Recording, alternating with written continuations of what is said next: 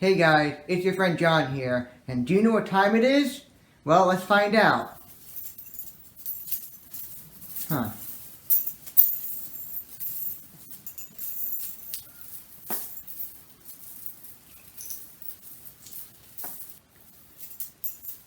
I don't remember my watch chain being this long.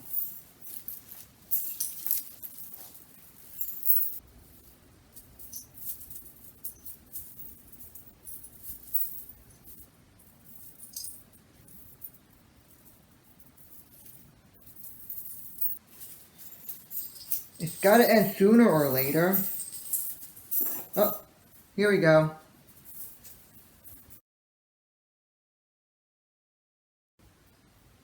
It's hammer time.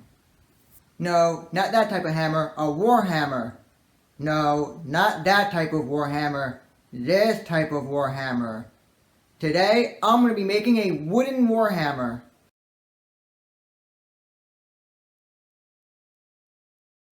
Now, in order to make this wooden Warhammer, the first thing you need is a hard wood cylinder, a wooden block, a large and long metal nail or rod, a long wooden pole or handle, and a bunch of rivets. Okay, maybe not that many rivets. That's better. Those are going to be the main things you need to make this weapon, and you're probably wondering why you need all those things.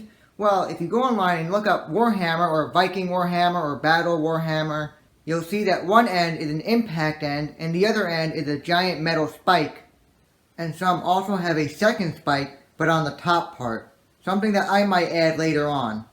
And I want to make something similar to that, but out of wood. I'll be making a wooden Warhammer. And when you look at wooden Warhammers, some of them have a more square or rectangular top, and others have a more rounded or circular top.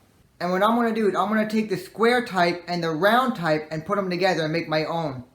For the cylinder part, you can just take a baseball bat, cut off the top part, and just use the top part and get rid of the rest. And that can be your cylinder for your Warhammer. You can also just buy them on eBay. So what I'm going to do is I'm going to take this 24-hour dry Gorilla Glue and I'm going to pour it on this side of the block. Take your wood cylinder and put it on and just smear it around so it's nice and even. Make sure you get it all lined up.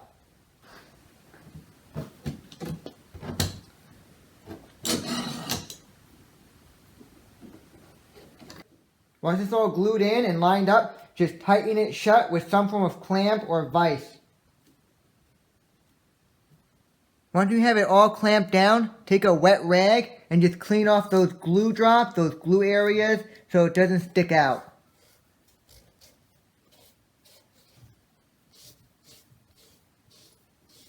Once you're done wiping off all that glue, let it sit for a full 24 hours so the glue can properly dry. So now it is all done and it is all dry. As you can see, I put some filler in here. I put some filler in there because there were some cracks, some small cracks. I just want to fill it in and make it look nice.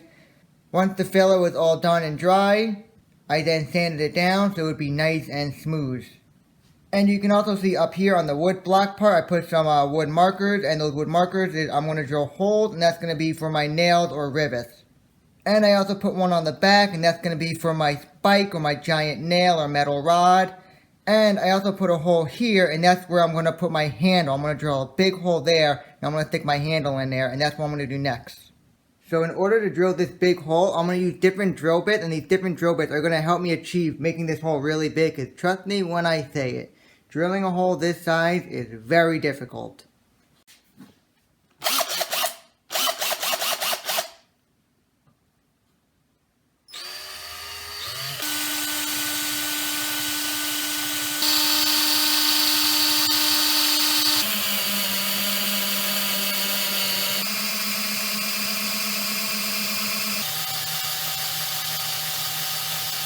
So because I was having such a hard time drilling this hole right here, what you can do is you can take some water and pour some water in, let that water sit. It's going to help make the wood loose and weak.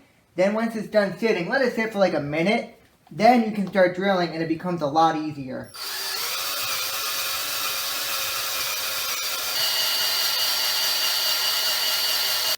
Alright, now that I finished drilling this big hole out, I'm going to put my wood pole in. It seems like my big, long, thick wood pole doesn't want to fit in this wet hole. I'm going to have to cut it down and shave it down so it will fit. So Mark, we're going to cut it and just start cutting.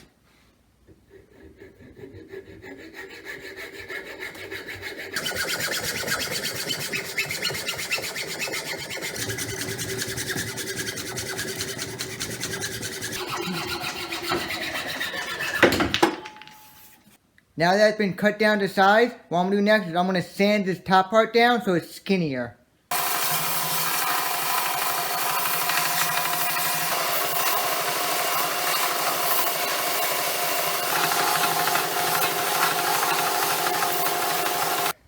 Once you're done sanding this down so it's smaller and able to fit in this hole, take some 24-hour dry Gorilla Glue and just start pouring some glue in there.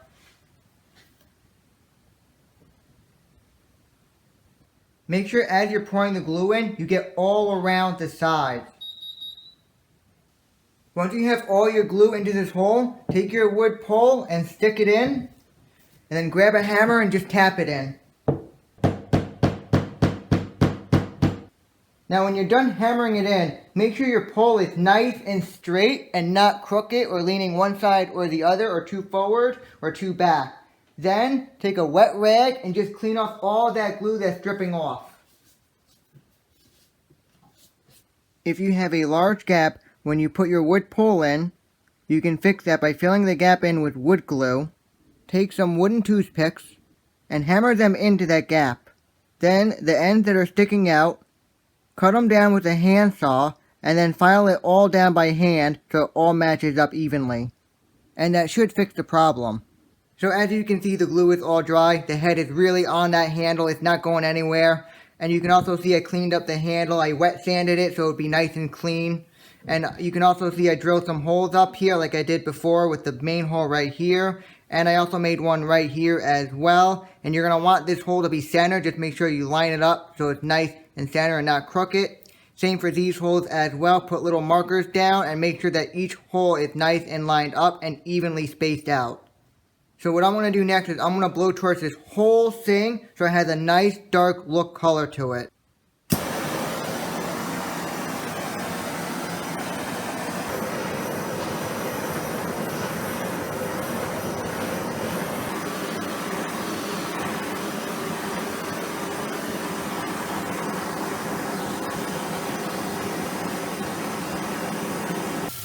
Once you're done blowtorching, get it all wet and then just start wet sanding with some sandpaper.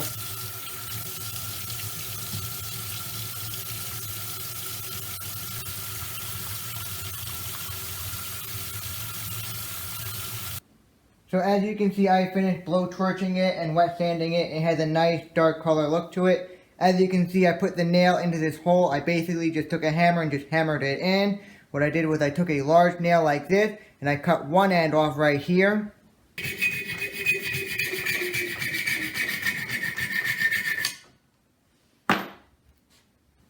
And then on the other side, I sharpened this end right here so it'll be nice and pointed and sharp.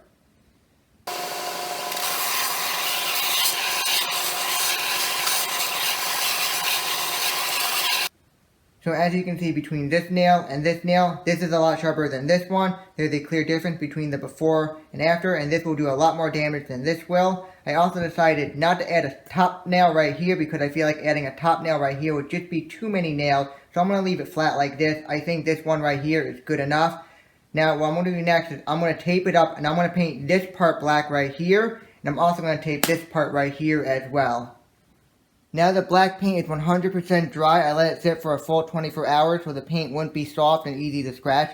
You can also see I added some paint marks here and some paint marks here, and what happened was when I spray painted it, some of the paint bled through or leaked through the tape here, and to help cover that, I took some white paint and a paintbrush and I painted all around to hide it here and here. And not only does it hide it, but I also think it makes it look much nicer. So what I'm going to do next is now I'm going to clear coat this whole thing to help protect it.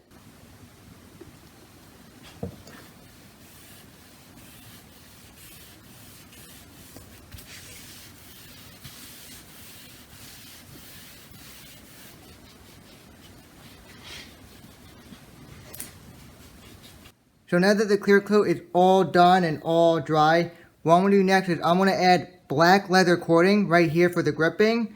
As you can see, I got it nailed in right here, so when I start it, it won't start to unravel. Now I'm just going to start wrapping it around.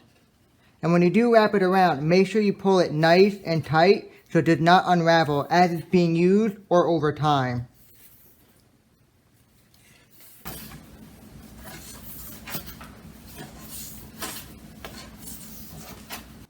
When you're done wrapping it tightly, take the leftover leather or cord, cut it, and put it to the side.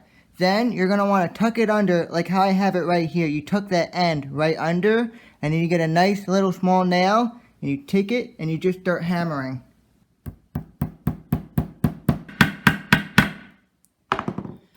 Alright, there we go. I got the grip all done, and it's not coming off because I got it nailed in on both sides.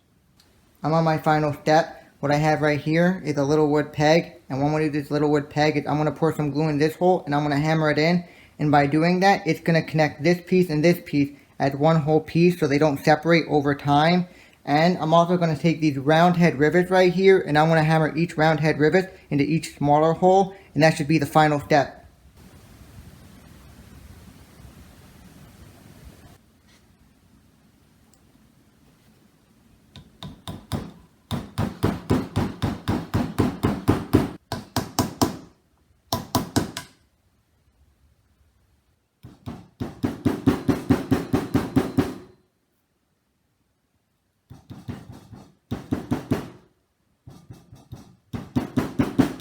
Now that I finished completing my Warhammer, what I'm going to do next is I'm going to take it outside and give it a good strength test.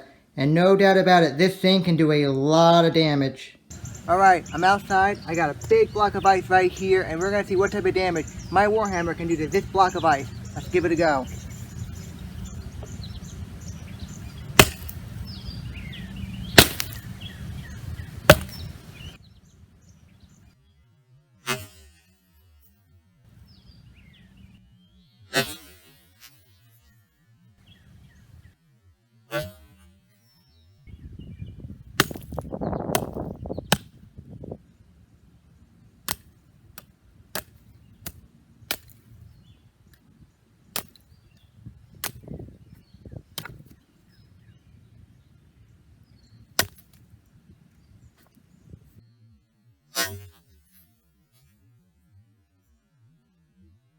So, now that I'm done testing this Warhammer and what are my overall thoughts, it's a pretty legitimate weapon that can do a lot of damage. It's not too top heavy.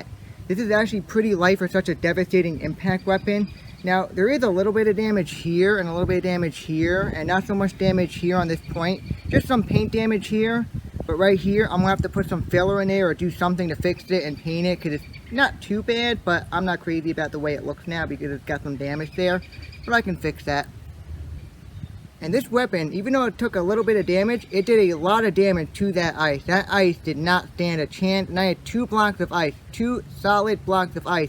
And this weapon right here did a lot of damage. They did not stand a chance. Imagine what type of damage this weapon could do if you use it on like a zombie skull or a zombie head, or maybe someone wearing a suit of armor. I mean, Warhammers are made to hurt people or kill people that are wearing suits of armor back, I guess you'd say maybe 1,000 years ago. So I can see why someone would want a weapon like this. It's not that top heavy, and it does a lot of damage for its size.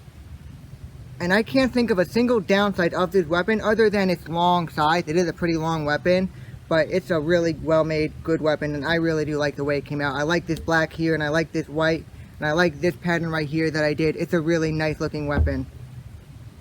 Another thing I like about this weapon is if you're at a party and if you see a girl that you like and you don't know how to talk to her, you can use this weapon as a real icebreaker. Moving on. Before I wrap things up, please remember, if you're a new viewer and it's the first time you've seen this video, please make sure you subscribe and hit notifications. Also, please leave a comment and like the video. Let me know what your overall thoughts are. And don't forget to share this video. Sharing this video is a good way for me to get more viewers and possibly more subscribers. So thank you for watching. Also, please remember to follow me on Instagram and also follow me on Reddit. Join my community on Reddit, but please don't follow me in real life. That would just be a little creepy.